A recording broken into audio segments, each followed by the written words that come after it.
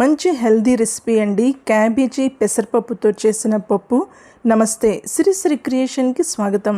ఈరోజు వీడియోలో క్యాబేజీ పెసరపప్పుతో చేసిన పప్పు అండి. చాలా టేస్టీగా ఉంటుంది, హెల్దీ రెసిపీ. అన్నం చపాతీల్లోకి సైడ్ డిష్గా ఈ పప్పు చాలా బాగుంటుంది. ముందుగా ఈ పప్పు చేయటానికి కావాల్సినవి, నేను ఒక 400 గ్రాముల తరిగిన ఫ్రెష్ క్యాబేజీని తీసుకున్నాను. తర్వాత ఇందులోకి పెసరపప్పు తీసుకోవాలండి. 400 గ్రాముల క్యాబేజీకి 1/2 కప్పు పెసరపప్పును తీసుకున్నాను. తర్వాత ఒక బాండీలో ఒక 3 టీ స్పూన్ల నూనె వేసి ఒక 1/2 టీ స్పూన్ ఆవాలు వేసుకోవాలి. తర్వాత ఇందులోకి కాస్త కరివేపాకు, మంచి సువాసన కోసం కరివేపాకును వేసుకోవాలి. ఈ కరివేపాకు వేసిన తర్వాత ఫ్లేమ్ని లోనే ఉంచి ఈ ఆవాల్ని కరివేపాకుని కాసేపు వేగించాలండి.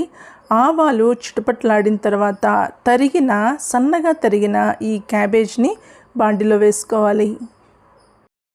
పెసరపప్పును 2 సార్లు కడిగి ఇందులో కలుపుకోవాలండి. ఇప్పుడు క్యాబేజ్ మీదే పెసరపప్పు వేసుకోవాలి. తర్వాత ఇందులోకి ఒక 4 కట్ చేసుకున్న పచ్చిమిరపకాయలు వేసి 1 టీ స్పూన్ అల్లం ముక్కల్ని కలుపుకోవాలి. ఈ పెసరపప్పుని ఇలాగా పైన సర్దాలండి. పూర్తిగా మిక్స్ చేయకూడదు, ఎందుకంటే అడుగంటిపోతుంది ఉడుకుతున్నప్పుడు. ఇలాగా పైన సర్ది ఇందులోకి నీళ్లు పోసుకోవాలి. పెసరపప్పు మునిగేంత వరకు మాత్రమే నీళ్లు పోసుకొని ఉడకబెట్టుకోవాలి.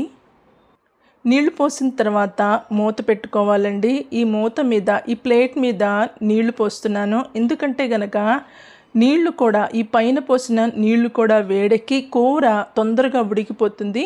కాసేపు ఆగి చెక్ చేస్తున్నానండి. నెమ్మదిగా ఈ కూర ఉడుకు పట్టడం స్టార్ట్ అయింది.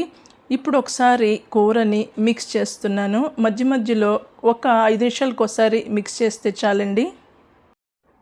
ఇలాగా మిక్స్ చేసిన తర్వాత మళ్ళా మూత పెట్టేసి ఉంచుకోవాలి. చూస్తున్నారు కదండి, నీళ్లు కొంచెం తగ్గిపోయాయి. ఇప్పుడు ఈ పప్పులోకి పోపు తయారు చేసుకోవాలి. ఒక 1/2 టీ స్పూన్ శనగపప్పు, 1/2 టీ స్పూన్ మినప్పప్పు, 1/2 టీ స్పూన్ ఆవాలు వేసి ఫ్లేమ్ని లోలో పెట్టి వేగించుకోవాలి.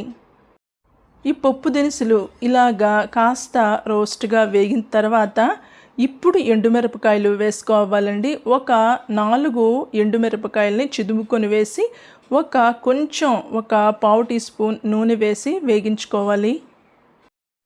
కాసేపు ఇలాగా వేగించిన తర్వాత ఇందులోకి నేను ఒక 1/2 టీ స్పూన్ ఇంగువని వేస్తున్నాను. ఇంగువ వేసిన తర్వాత ఫ్లేమ్ని లోనే ఉంచి మరి కాస్త 2 బొట్లు నూనె పోసి వేగిస్తున్నాను. ఇప్పుడు ఫ్లేమ్ ఆఫ్ చేసేసానండి.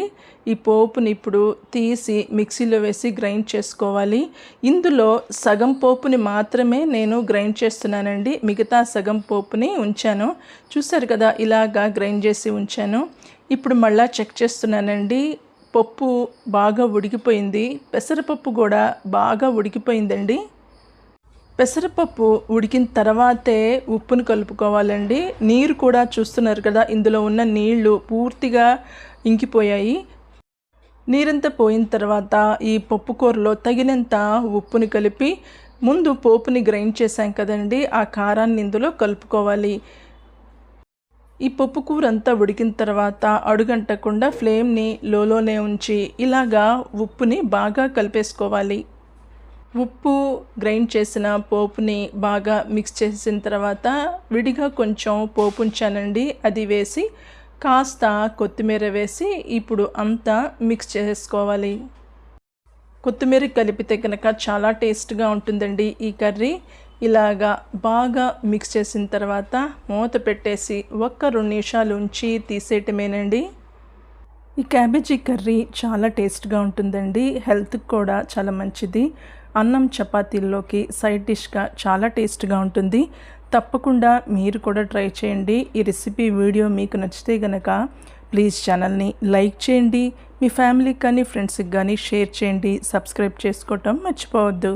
మళ్ళీ ఇంకొక వీడియోతో మీ ముందుంటా. అంతవరకు సెలవు, నమస్కారం.